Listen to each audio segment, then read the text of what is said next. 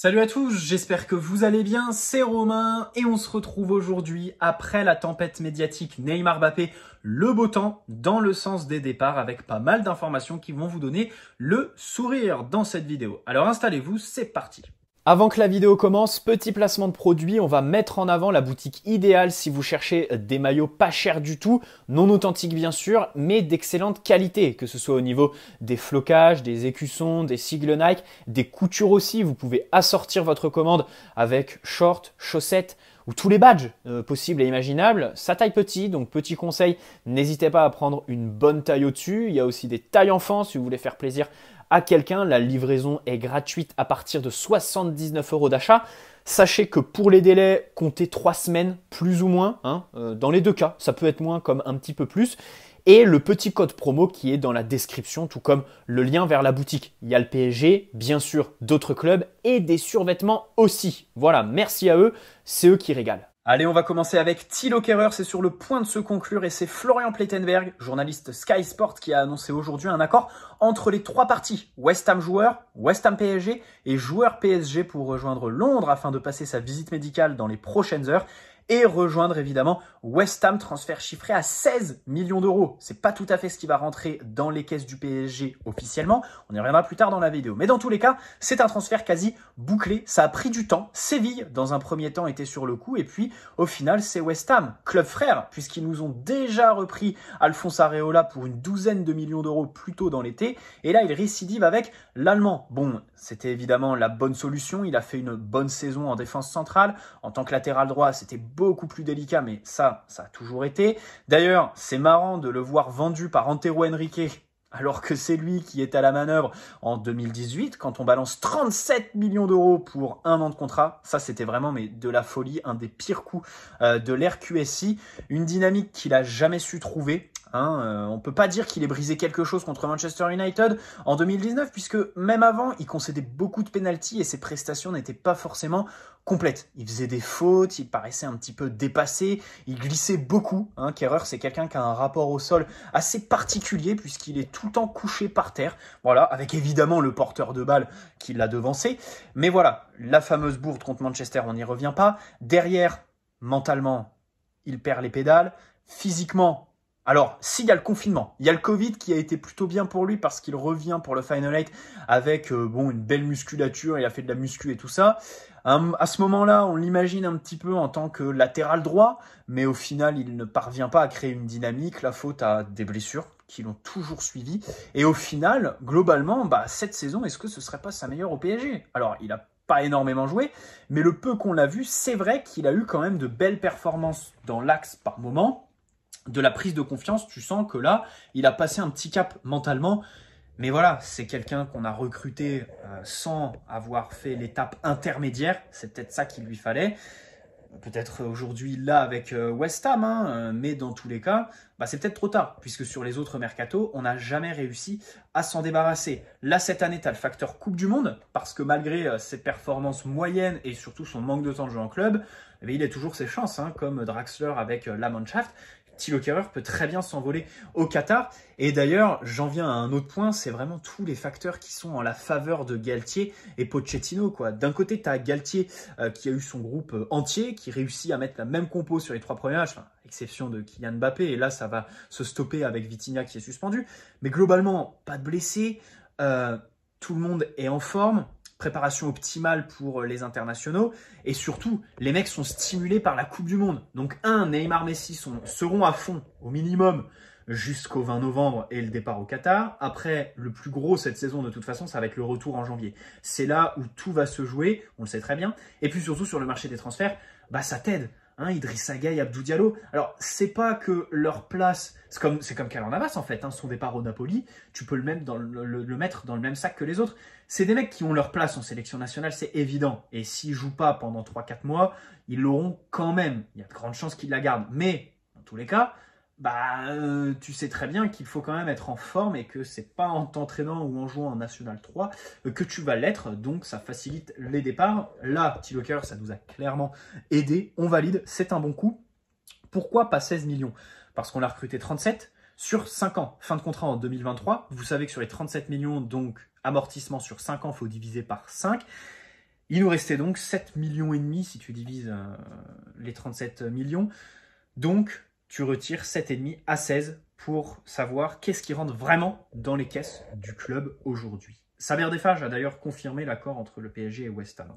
Dina Ebimbe, alors lui c'est quelqu'un franchement qui a été victime des atrocités de Leonardo, d'abord parce que l'été dernier on voit très bien lors de la préparation qu'il est un cran en dessous, il loupe son trophée des champions, plutôt que de le vendre, de le prêter, on va le mettre au placard jusqu'en novembre, moment où tu le ressors justement avant le mercato pour lui montrer, pour le mettre un petit peu en visibilité. Bien sûr là, derrière, tu bloques. Et d'ailleurs, tu te mets... J'oublie tout le temps le club qui s'est intéressé à Dina Ebimbe cet hiver et qui, au final, en a eu ras-le-bol de Leonardo et a mis fin aux négociations, pas en bon terme avec le club. Mais dans tous les cas, aujourd'hui, c'est fait évidemment pour Francfort. Visite médicale avant la fin de la semaine, selon Loïc Tanzi. Ça parle de 6 millions d'euros d'indemnité. Donc là, en fait, c'est quasi tout aussi intéressant que Thilo Kehrer, en fait. Parce que c'est quelqu'un qui est formé au club. Il va rapporter 6 millions directs dans les caisses, c'est bien, ça va permettre de payer un gros salaire sur un an. Et gros pourcentage à la revente. Ça, c'est la spéciale d'Antero Henrique. On voit qu'il est de retour. D'ailleurs, l'équipe ont sorti un bon papier, enfin gros papier ce matin.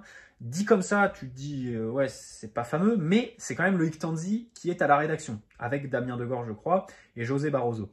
Ce papier qui explique comment fonctionne le PSG cet été. Alors oui, tu as Nasser qui intervient plus qu'avec Leonardo, pour ses qualités de médiateur, en fait, parce qu'il a des contacts.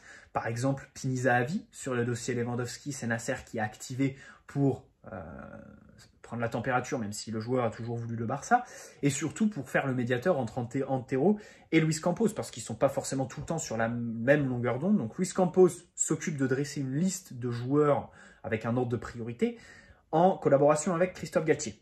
Ensuite, il va présenter le projet et essayer de convaincre les joueurs de venir. Et derrière, tout ce qui est contrat, négociation, ça va être Antero Henrique qui s'en occupe. Donc là, tu vois clairement que le garçon, Antero, il est limité complètement. Ça me fait rire parce que lors de son premier mandat, il payait, mais à tout va, 50 millions sur Paredes, 37 sur Thilo Kehrer, c'était n'importe quoi. Là, Luis Campos et surtout, je pense, au Qatar, on l'a limité. Il n'y a pas un budget énorme cet été. Je pense qu'il va falloir s'en rendre compte. Hugo Ekitike, je crois que tu balances 2,5 millions cette année, 26,5 qui vont passer l'année prochaine. Mukele, je crois que c'est un des seuls avec Renato Sanchez. Non, Mukele, je crois que c'est un prêt, si je dis pas de bêtises. Et Vitinha, tu as étalé le paiement sur 2 ans. Donc tu payes que 20 millions cette année. Globalement, tu fais quand même un mercato de radin en termes de format et de formule de paiement surtout. Donc Dina Ebimbe, c'est très bien. De toute façon, c'était pas le jeune qui allait exploser. Leandro Paredes, ça parle d'un prêt avec option d'achat.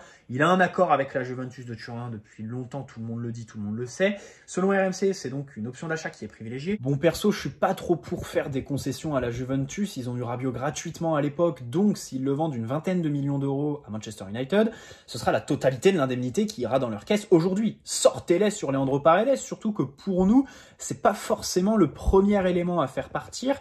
Et surtout, Paredes, c'est pas quelqu'un pour qui je forcerais le départ avec des formats un petit peu bizarres, d'options d'achat et tout le bordel. En plus, on leur a refourgué Di Maria qui a mis un beau but hier, même s'il s'est un petit peu blessé. Et puis, il y avait du monde cet hiver pour arroser Vlahovic, alors que 15 jours avant, ça nous disait pour Mauro Icardi qu'ils avaient aucune thune et qu'il fallait leur faire un prêt sec pour qu'ils nous le rendent 6 mois après.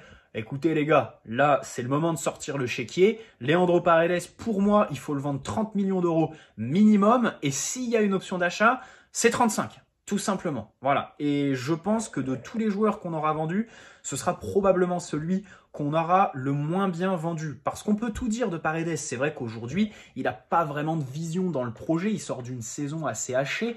Il était là lors des top matchs contre le Real. Il est bon. Et d'ailleurs, sa sortie, on est revenu dessus des tonnes de fois parce que c'est un tournant dans le mauvais sens du terme pour l'équipe et dans le bon sens du terme du coup pour lui. Mais voilà, il a eu quelques blessures, des matchs aussi où il est attentiste, et bien sûr, le fait que quand il revient de blessure, à chaque fois, il privilégie sa sélection par rapport au club. C'est le joueur parfait qui te montre en fait que voilà, il en a un peu rien à branler du club et que c'est tout pour la sélection argentine. Bref, dans tous les cas, il a du ballon, de la technique, il va s'incorporer. En plus, la Serie A, il la connaît. Donc franchement, il y a plein de valeurs sûres pour la Juventus et en la faveur de Paredes. 30 millions minimum. Là-dessus, franchement, hein, si c'est prêt, à la limite, Kalimundo, 25 millions avec bonus, allez, je suis content. Kehrer, 16 millions, tu veux en attendre quoi de plus, évidemment. Keylor Navas, c'est trop vieux pour faire une belle indemnité et surtout, il a un énorme salaire qui bloque tout. Herrera, 0. Idrissa Gueye, pareil. Paredes, quand même, bon, c'est le seul qui est encore un petit peu dans la fleur de l'âge. Justement, Idrissa Gueye, c'est la dernière information qui est sortie juste avant que j'allume la caméra. Accord avec Everton, entre le joueur et Everton. C'est ça le plus difficile pour nos indésirables. C'est de se mettre d'accord avec les clubs, évidemment. Nous, on est assez arrangeants hein, à chaque fois avec nos homologues, mais les joueurs, ils s'accrochent au contrat. Idrissa Gueye, c'est vrai que ça a un petit peu traîné et pendant longtemps, on l'a casé avec Kurzawa et Herrera chez ceux qui s'accrochent au salaire et à la vie parisienne parce qu'il a eu quand même pas mal d'occasions de partir, Galatasaray. Là, Everton qui le veut et qui pousse depuis quelques semaines, désormais on attend juste le feu vert du PSG. On ne sait pas trop sous quel format il va partir, ça m'étonnerait qu'on fasse un prêt vu son âge. Si on peut en faire une dizaine de millions d'euros, mais là encore, je crois qu'il y a de l'amortissement en fait qui passera. Donc, bon, tu t'en sépares, tu es content numériquement, mais financièrement, ça te rapporte tout au plus 7 millions quoi, pour ton mercato quoi, à réinvestir et dans tes caisses. Bref, dans tous les cas, c'est évidemment un bon point, une belle vente pour un joueur assez irrégulier. Et pareil, pas fait. Paredes, c'est une dimension tactique qu'il faut prendre en compte. C'est quelqu'un qui ne peut pas avoir de complémentarité aujourd'hui avec nos joueurs et qui ne peut pas s'implanter durablement dans le système mis en place par Christophe Galtier. Un double pivot, c'est pas possible. Il suffit qu'une équipe mette du pressing et le mec serait complètement perdu à cause de sa nonchalance et évidemment de son attentisme parfois en termes de contre-pressing à la perte. Idrissa Gueye, lui, c'est une question de physionomie en fait. C'est pas tactique, c'est physionomie de match. Il faut qu'en face, ça ait le ballon, la possession très très haut, que ça te mette la pression, que tu sois acculé. C'est pour ça qu'il a fait de bons matchs contre le Real, contre Manchester City, contre le Bayern. Tous ces matchs, à l'échelle globale de l'équipe, c'est la même physionomie. C'est réalisme devant et derrière, tu défends avec solidarité et le facteur chance, bien sûr, qui influe beaucoup. Donc, bien sûr, pas de problème à son départ. En plus, il commence à se faire vieux. Ander Herrera, alors lui, c'était pas gagné. Hein. Depuis le début de l'été, il faisait des stories Insta, belle ville, oh, vive Paris, je bois un café en terrasse, je suis sur les Champs-Élysées. Eh bien, finalement, il s'est un petit peu décidé à partir à Bilbao. Ça me fait rire parce que c'est la seule piste qui revient chaque été pour lui.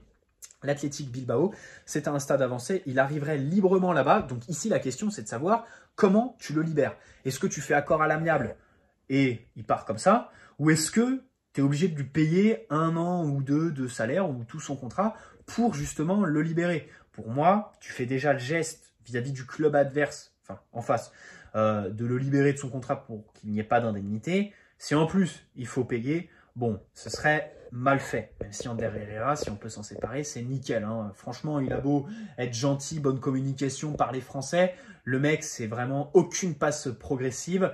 Des blessures à répétition. 2 fois, 2 saisons, il a été en forme au mois de septembre, mais c'est terminé derrière au mois de novembre. Il n'y a plus personne dans les grands matchs. Pareil, c'est quelqu'un qui est pas d'initiative, rien, zéro. Donc franchement, très bien. Draxler, selon le Parisien, il veut l'Allemagne pour se montrer à la Coupe du Monde. Mais il n'y a rien de concret. Lui, c'est comme Icardi et Kurzawa. Vraiment, c'est les 3 pires. Eux, c'est les 3 pires. Clairement. Hein. Si j'en oublie pas, c'est vraiment les 3 qui sont vraiment complètement attachés complètement à la vie parisienne. Bref, donc il veut l'Allemagne. Qui en voudra, je ne sais pas. Et pour faire le bilan, avec les ventes de Boulka, Areola, Kehrer et Kalimundo, ça fait 50 millions d'indemnités, moins les 7,5 millions du coût d'amortissement de Kehrer. Kalimundo et Areola et Boulka, bon, considérés comme formés au club, donc pas d'amortissement là-dessus. Ça fait donc évidemment plus de 40 millions qui rentrent dans les caisses. C'est quand même pas mal, 40 millions de ventes, surtout que tu as encore moyen d'en faire quelques-unes pour monter à 60, disons, très clairement. Skriniar, alors selon le Parisien, eh bien l'Inter demande 80 millions avec les bonus, le PSG ne veut pas mettre plus de 60 millions d'euros, ça bloque toujours, mais il y a espoir au sein du club parisien de signer un défenseur central. Ce ne sera pas Wesley Fofana puisque de source anglaise on a abandonné, on proposait 65 millions, Leicester en veut plus de 95, donc faites le calcul, c'était facile.